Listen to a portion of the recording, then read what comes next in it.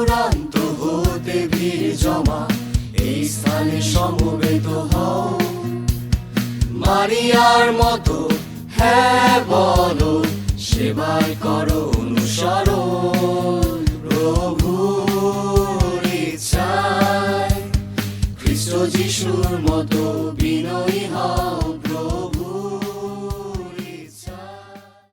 নমস্কার সবাইকে, কি অবস্থা তোমাদের সবার? আমারও খুবই সুন্দর অবস্থা। আর আমরা জানি যে মারিয়ামপুর ধর্মপল্লীতে আমাদের যুব দিবস 9 থেকে 12 এপ্রিল আজকের শেষ দিন। আর আমার হাতের ডানে তোমরা যারা আছো লাল গেঞ্জিতে, তারা হচ্ছে অংশগ্রহণকারী, এবং বামে আমার সাথে একটা দিদি আছে যে হচ্ছে ভলেন্টিয়ার। এই দিদিকে তো তোমরা চিনছো? হ্যাঁ, হ্যাঁ, চিনো তো না? আচ্ছা, আমি যদি একটু পরিচয় জানতে চাই আমার বাম দিক থেকে। আমার নাম পাথন সরেন। আমি মহেশপুর ধর্মপল্লী থেকে একজন প্রতিনিধি হিসেবে আজকের এই প্রোগ্রামে উপস্থিত হয়েছি। আচ্ছা, খুব সুন্দর, একটু জোরে কথা বলবো। হ্যাঁ, আমার নাম জয় দাস, রুইয়া ধর্মপল্লী থেকে আসছি।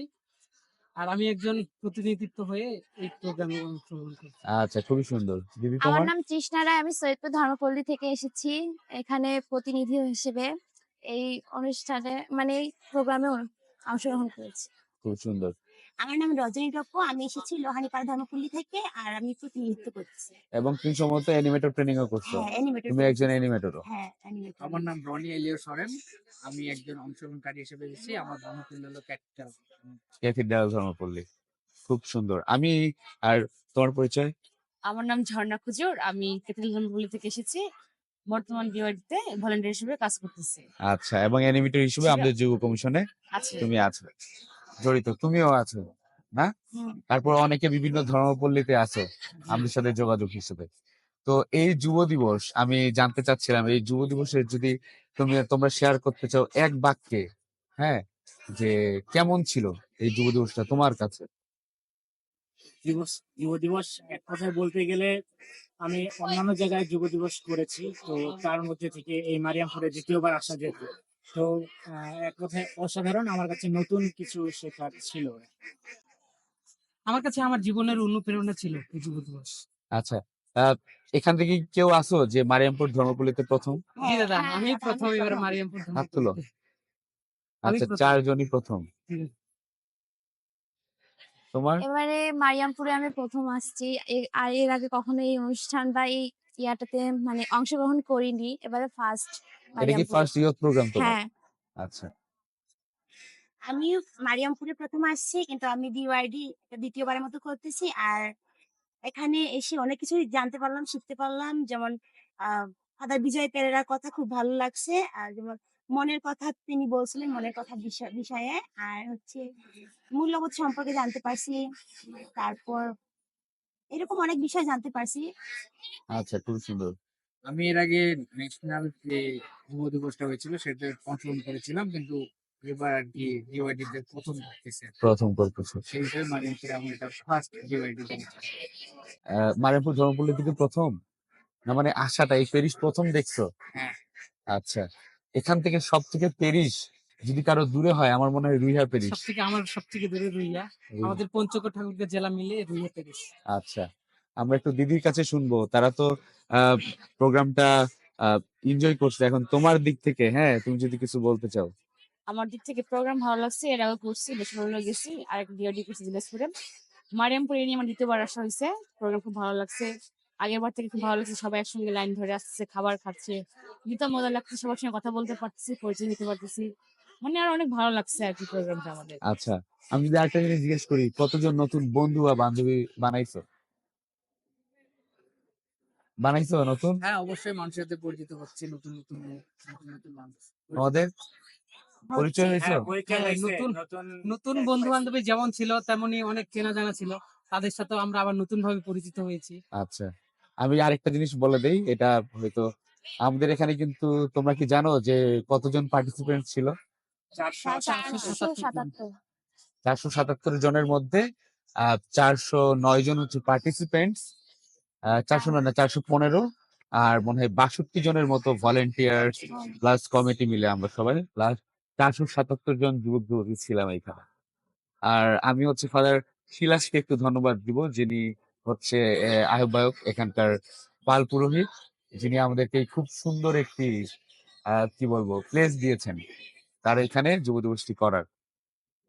আমি এখন যদি জানতে চাই যে আহ, তোমাদের মধ্যে যে প্রত্যেকটি দিনের অভিজ্ঞতা যদি তুমি বলতে চাও উন্মুক্ত হবে। হ্যাঁ, প্রত্যেকটা দিন আমাদের হচ্ছে আমরা 2টা দিন পেয়েছি। তো 2টা দিনেই খুব ভালো সেশন ছিল। তো আমি যদি নির্দিষ্ট করে বলতে চাই, একটা দিনে ফাদার বিজয় পেরেরার একটা লাইন আমার খুব মনে আছে, সেটা হচ্ছে যে মাই লাইফ মাই রেসপন্সিবিলিটি। আমার জীবনে আমার রেসপন্সিবিলিটি খুবই প্রয়োজন, যে কোনো ক্ষেত্রে, যে কোনো স্থানে, যেমন আপনার স্কুল কলেজ কিংবা সমাজ পরিবার সব জায়গায়। আর এর মধ্যে থেকে আরো ইম্পর্টেন্ট কিছু বিষয় হচ্ছে ইম্পর্টেন্ট টাইম, ইম্পর্টেন্ট ওয়ার্ক, আর হচ্ছে ইম্পর্টেন্ট পার্সন খুঁজে বের করা। এই যে ফাদার উপদেশ, এটা আমি খুব গভীরভাবে নিয়েছি আর কি। আপনি যদি ইম্পর্টেন্ট টাইম যদি না বের করেন, তাহলে আপনি কিন্তু জীবনে সাকসেস হতে পারবেন না। আপনার ইম্পর্টেন্ট ওয়ার্ক যদি না বেছে নিতে পারেন, তাহলে কিন্তু আপনি ভবিষ্যতে অন্ধকারের দিকে চলে যাবেন। আর ইম্পর্টেন্ট পার্সন আপনার খুবই প্রয়োজন, সে হোক আপনার হতে পারে মা বাবা, হতে পারে ফাদার সিস্টার, কিংবা গার্লফ্রেন্ড বা বয়ফ্রেন্ড, যেই হোক না কেন, যে যে তোমাকে সব সময় তোমার সুখে দুঃখে থাকতে হবে। এই বিষয়টা আমার খুবই সুন্দর। আর আমার হচ্ছে প্রথম দিনে যেটা ছিল যে যুব ক্রুজ স্থাপন, সেখানে যখন আমরা যুব ক্রুজ স্থাপন করি তখন আমার মনে হচ্ছিল যে আমি সরাসরি ঈশ্বরের সাথে সাক্ষাৎ করতেছি, ঈশ্বরকে আমি দেখতে পাচ্ছি, এরকম একটা অনুভূতি হয়েছে। দ্বিতীয় দিনে যখন আমরা রোজারি মালার প্রার্থনা করি, তখন আমার মনে হচ্ছিল যে আমি হচ্ছে মামারিয়ার সাথে সাক্ষাৎ করছি, মনে হচ্ছে সরাসরি মামারিয়ার সাথে আমরা কথা বলতেছি। আর শেষের দিন যখন আমরা পাপ স্বীকার এবং আরাধনার মাধ্যমে ঈশ্বরকে আমরা আরাধনা করতেছিলাম, তখন আমার মনে হচ্ছিল যে আমি আমার সমস্ত পাপ থেকে আমি মুক্তি পেয়েছি। আর সেশনগুলোর মধ্যে থেকে বলতে গেলে ফাদার বিজয় পেরেরার সেশনটা অনেক ভালো ছিল। তিনি বলেছিলেন কিন্তু যে to take, to grow, to give. তাহলে আমরা আমরা যেমন ছোট থেকে আমরা পেয়ে আসছি, এখন আমরা দিনে দিনে বৃদ্ধি পাচ্ছি, তাহলে এক সময় আমরাও যেন দিতে পারি, এই দেওয়ার মনোভাবটা আমাদের মাঝে থাকতে হবে। একই কথা সিস্টার চম্পা রোজারিও বলেছিলেন, কিন্তু তিনি বলেছিলেন যে পাওয়া, হওয়া এবং দেওয়া। তাহলে আমরাও যেন বড় হয়ে দিতে পারি, সেই জিনিসটা আমাদের মাঝে সিস্টার ভালোভাবেই ঢুকিয়ে দিয়েছে। এজন্য ধন্যবাদ সিস্টারকে এবং ফাদারকে। তোমার এক্সপিরিয়েন্স খুবই সুন্দর। আচ্ছা, আমি বলি। প্রথম দিন থেকেই খুব ভালো দিন আমাদের পার হয়েছে এখন পর্যন্ত। আর যখন আমরা স্কুল করলাম তখন হচ্ছে প্রথমবারের মতো স্কুল করছি। এর আগে আমি কোথাও কখনো স্কুল দেখিনি, নতুন অভিজ্ঞতা আমার। আর ভাবতেছিলাম যে আমাদের স্কুলটা কিরকম হবে, সবার তো অনেক সুন্দর সুন্দর জিনিস আছে, আর আমরা তো একদিন আগে যেহেতু আমাদের বলা হয়েছিল, সেহেতু সেরকম কিছুই আমরা করে আনতে পারিনি। তবে এখানে এসে যেটুকু সময় পেয়েছি আমরা আমাদের স্কুলটা সাজিয়েছি। আর আমার মনে হচ্ছিল যে আমাদের স্কুলটাই সব থেকে বেশি ভালো হয়েছে। আর একটা ফাদার নাম আমার মনে পড়তেছে না, মনে হয় যুবাদের জিজ্ঞাসা নিয়ে একটা সেশন ছিল। Father Manuel. ফাদার মানুয়েল, হ্যাঁ, ফাদার মানুয়েল যুবাদের জিজ্ঞাসা নিয়ে একটা সেশন চালাইছিলেন আমাদের দিয়ে। তো সেখানে আমার একটা প্রশ্ন ছিল যে ফাদার বলেছিল যে তোমাদের যদি কোনো কিছু জানার থাকে আমার কাছে, তাহলে তোমরা বলতে পারো, জিজ্ঞাসা করতে পারো। তো আমি তখন বলেছিলাম, ফাদার আমি তো যখন প্রার্থনা করি মামারিয়ার কাছে বা যিশুর কাছে যখন প্রার্থনা করি, তখন আমার মন বসে না, আমি আমার অস্থির মনটাকে স্থির করতে পারি না। তো এক্ষেত্রে আমার এক্ষেত্রে সমাধানটা কি? ফাদার কিন্তু তখন সুন্দরভাবে বলে দিয়েছে যে কেন তোমার মন অস্থির হয়। তো আমি তখন বললাম যে প্রার্থনা যখন করি তখন আমার নানান কথা মাথায় আসে, এই ঘটনা ঘটেছে, ওই ঘটনা ঘটেছে, এগুলো কথা মাথায় আসে। তো ফাদার বলল আহ যখন যে ঘটনাগুলো মনে আসবে তখন তুমি সেই ঘটনাগুলোকে ঈশ্বরের কাছে নিবেদন করতে পারো। তাহলে এইভাবে করেই কিন্তু তোমার প্রতি ঈশ্বরের যে একটা ভালোবাসা আছে, বা তোমার এই মন যে বসে না, সেই মনটা তুমি বসাতে পারবা, তুমি সুন্দরভাবে প্রার্থনা করতে পারবা, মনটাও স্থির হবে। এই বিষয়টা আসলে অনেক ভালো ছিল, আর আমি জানতে পারলাম। আচ্ছা, খুবই সুন্দর। তারপরে তবে আমার অভিজ্ঞতা বলতে গেলে প্রথম দিন থেকে আমি উপভোগ করলাম সুন্দর করে আমাদের যখন বরণ করে নেওয়া হলো। আমার কাছে জিনিসটা খুব ভালো লাগে যে যেভাবে করে নাচের মাধ্যমে আমাদেরকে বরণ করে নেওয়া হচ্ছে, তারপর সুন্দর মতো খ্রিস্ট জায়গার মাধ্যমে স্থাপন করা হলো। তারপরে প্রতিটা সেশনে আমাদেরকে যেভাবে উৎসাহিত দেওয়া হচ্ছিল, মোটিভেশন দেওয়া হচ্ছিল, খুব ভালো লাগছে। হয়তো বা একটু কষ্ট হয়েছিল তোমাদের বসতে, হ্যাঁ, ওটা কিন্তু একটু কষ্ট করে বলা যায়। কিন্তু হ্যাঁ, আমার সবচেয়ে ভালো লাগছিল যখন আমাদের মাঝে, মাঝে কিছু সেশনের সময় অ্যাকশন সং গুলো চলতেছে। অ্যাকশন সং গুলো খুবই দারুণ ছিল। মানে গানের সাথে, সাথে আমরা নাচ সবাই নাচ করতে করছিলা? পারতেছি। জি দাদা, আমি তো আমার লাইফে এত নাচ জীবনেও করিনি, এত নাচ গান আমি কখনোই করিনি। এখানে আসে আমার মনে হচ্ছে যে সবাই যেহেতু নাচ করতেছে, তাহলে আমিও একটু অনুপ্রেরণা পাচ্ছি যে আমিও একটু নাচ করি। অনেক ভালো লাগছে। আমাদের কোয়ার টিমকে অনেক ধন্যবাদ, তারা এত সুন্দর অ্যাকশন সং গুলো তোমাদেরকে হ্যাঁ, দিতে পারছে। তা তো অবশ্যই। তারপরে তারপরে বলতে গেলে আমার এই যেহেতু আজকে আমাদের শেষ দিন আমরা চলে যাব, আমার গতকালকে আমরা যে ক্যাম্প ফায়ারটা করলাম, আমরা আসলে কখনো এক্সপেক্ট করি না যে হঠাৎ করে ধূমকেতুর মতো একটা আলোর কিলোর ক্যাম্প ফায়ারটাকে আলোকিত করি। এটা যদি আমরা আগে থেকে জানতো অবশ্যই আমরা মোবাইল নিয়ে প্রস্তুত থাকতাম ওটা ক্যাপচার করার জন্য, কিন্তু দুর্ভাগ্যবশত আমরা এটা করতে পারিনি। আমি ভিডিও করছি, আমি আপলোড দিয়ে দিব। আচ্ছা, আমাকে দিও। ওটা আমার কাছে খুব দারুণ লাগছে। হ্যাঁ, আর বিশেষ করে যখন আমরা আকাশের মধ্যে আতশবাজিটা দেখতে পারি, মানে মুহূর্তটাকে অনেক সুন্দর করে ফেলছে। আচ্ছা। আমাদের এটা সবসময় একটা স্মৃতি হয়ে থাকবে যে আমরা এই ময়মনসিংহ উপদেশে একটা ডিওয়াইডি করছি। এই জায়গায় খুব সুন্দর একটা মুহূর্ত আমরা কাটিয়েছি। আমার জন্য এটা খুব ভালো একটা এক্সপেরিয়েন্স ছিল। আশা করি নেক্সটেও আরো অভিজ্ঞতা বাইপাস হতে থাকবে। হ্যাঁ, তোমাদের এত সুন্দর অভিজ্ঞতার পিছনে কিন্তু আমাদের ভলেন্টিয়াররা অনেক হ্যাঁ কাজ করছে। হয়তোবা দাদা দিদিরা অনেক আমাদের কাছে একটু বকা খাইছে, বা তোমরা ওনাদের কাছে খাইছো বা ওদের কাছে আমরাই খাইছো। খেয়েছি বেশি। তো এই দাদা দিদিরা যদি এখন দিদি যদি এখন কিছু বলতে চায় যে তোমার দিক থেকে, তুমি তো এখন প্রোগ্রামে ভাবে আসতে পারোনি বা কিছু কিছু সময় তুমি ছিলা, হ্যাঁ, তোমাদেরকে আমরা মাঝে মাঝে একটু বেশি কাজেই লাগাইছি, কিন্তু তাও তোমার পার্সপেক্টিভ থেকে খুব খুব সুন্দর নাচও করছো তোমরা, কিছু যদি বলতে চাও। আচ্ছা, আমার কথা হচ্ছে যে বলতে চাচ্ছি যে আমাদের ভালো লাগে যে মানে ভলান্টিয়ার কাজ করার জন্য যে না আমরা সহযোগিতা করবো। এতগুলো ছেলে মেয়ে আসতেছে, প্রোগ্রাম অ্যাটেন্ড করতেছে, তাদের খাবার টাইম মেনটেন করা, তাদের খাবার পরিবেশন করা, আবার তাদেরকে সবাই করে সেশনে পাঠানো আবার। তাহলে আমাদের খুব ভালো লাগে যে এই কাজগুলো করার জন্য যে না আমরা খুশি হই, তারা যেন খুশি হয়, তারা যেন টাইমে খাইতে পারে, আমরা যেন তাদেরকে যেন ক্ষুধার্ত না রাখতে পারি, সেদিক থেকে খুব ভালো লাগছে। আর মাঝে মধ্যে ফাঁকি আমরা কাজ ছেড়ে সেশন রুমে যাই, কয়ারে নাচ করতে যাই বা কয়ারের সাথে দেখা করতে যাই, গান একদম সঙ্গে আমাদের খুব ভালো লাগে।